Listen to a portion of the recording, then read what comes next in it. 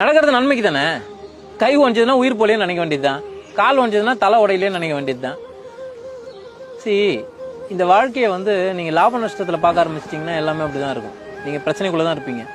இது நடந்தது, இது நடக்கல, இது இப்படி ஆச்சு, அது அப்படிலாம் கிடையாது. நடப்பது எல்லாமே ஏதோ ஒரு காரணத்துக்காக தான் நடக்குது. எல்லா செயல்களுக்கும் பின்னாடி ஒரு காரணம் உண்டு.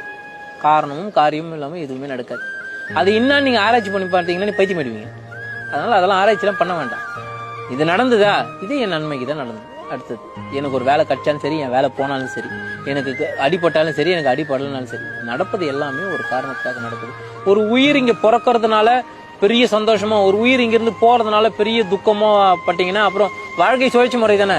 பிறந்தா இறக்கணும், இறந்தா பிறக்கணும்ல, அவ்வளவுதானே. இது இயற்கைக்கான நீதி. இதெல்லாம் நீங்க போய் எதுவுமே பண்ண முடியாது. இந்த இயற்கை சில விஷயங்களை வகுத்து வச்சிருக்கு.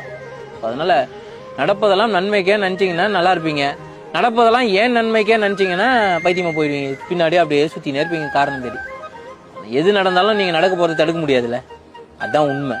நீங்க ஏதாவது யோசிக்கிறதுனாலயோ இல்ல ஏதாவது பண்றதுனால நடக்க போது தடுக்க போறீங்களா? இல்ல என்ன நடக்க போகுதுன்னு முன்னாடியே உங்களுக்கு தெரியுமா?